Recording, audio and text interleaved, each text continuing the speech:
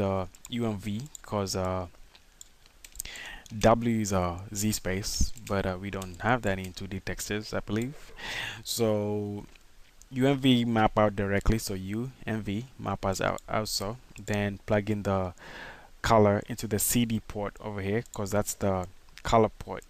If you actually let it stay a little bit, you can actually say point color, which is a vector attribute. Now I'm gonna press the P key on the keyboard, and I get this parameter editor. You can have a signature type of any kind that you want. In that case, I'm gonna just use an RGB, but I don't want to get this from disk on the VOP network. I want to get this as a tool on the SOP level. So I'm gonna middle mouse click on this and actually say create parameter node, which actually now I create gives me an option to import my data from the SOP level. And now pretty much everything is done. When you think about the SOP, that's supposed to be creating this stuff. So I'm gonna go ahead and drop it down. Actually, now this is the one. There's the column up data that we're actually gonna be importing from disk. And if I plug this in, the mandrel pick, if I actually increase my resolution over here to 200 by 200, is actually trying to get the data correctly, but it has no UV data, hence the correct information, as you can see. So I'm actually go ahead and import the data. So I'm actually, well, not import, but actually create the data. So under material, I can drop in a UV texture. And as of right now, the problem with the texture being like so is because it's actually projecting from the y-axis, which is from the top, but I actually want to project from the z-axis, which is actually facing this way. So z-axis, and now you can have your mandrel pick without any kind of problems. And actually, now the advantage with this is that this is a tool which is a digital asset, so you can actually go ahead and continue editing it, but what I'm gonna go ahead and do is actually right click on this and actually say create compile vex code to a subtype. And yes, you can see, you know, the color, same thing you got over here. So version 2.0 blah blah blah, and up custom type la la la la. So for one, what you want to do is actually install the library to scan OTL directories, so that way every single time Houdini starts and every single session you actually have the same operator to work on, you know, your different files. So I'm gonna say accept, and no, I don't have anything. Yeah, I didn't have anything saved before that. I don't know why it came up.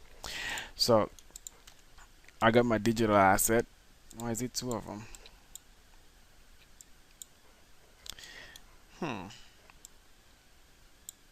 Oh, okay. So I'm gonna actually go ahead and save this file.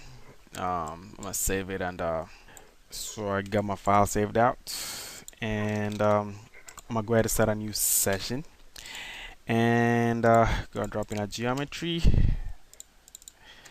and now we got our digital asset one more time without any problem. So I can actually drop in my grid again and our UV texture. So oops, why am I thinking I got that? Yeah, there you go, UV texture, and plug that in. And now I need to increase the resolution for my grid to 200 by 200, and now you actually get the tool ready set up for you every single time you start Houdini. So there's the digital asset color version 2.0. So now actually, last thing we're actually gonna implement is the, what do you call it, the little logo over here.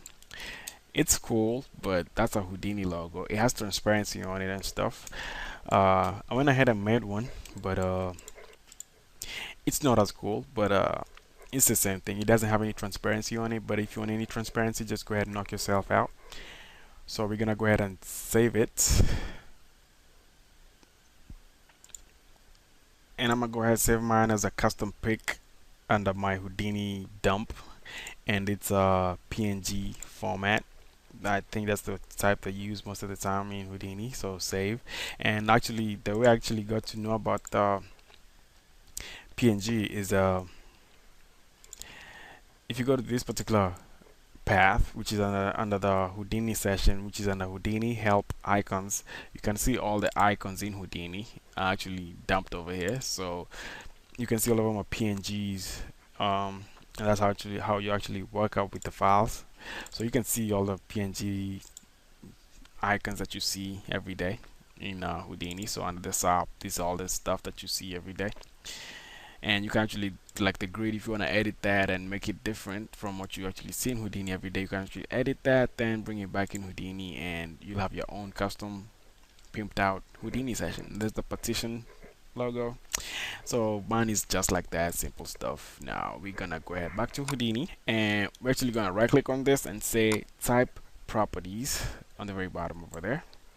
And now we actually, you can see this stuff is still the same, and you can actually change some of the stuff accordingly. But in our case, we want to change this particular picture, so I'm gonna click on this little logo, and it's under my Houdini session, under textures, under the dump, and it's this custom logo. So 480 by 480, in our case it's actually pretty big, but it's not supposed to be that big. I'm gonna say apply, and I say accept, and now next time I actually drop in the logo, you can actually see I got my own little custom thing over there, and well, it still does the same thing.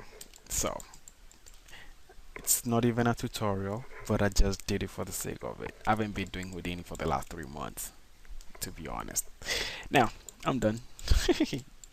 I just thought I'd just do this for fun, and well, simple stuff, as you can see. Simple stuff. Just 3 nodes, not a whole lot of stuff with the other VOP that we actually created. So if you wanna edit some stuff, add some stuff, go ahead, knock yourself out. I'm done for this one. Out.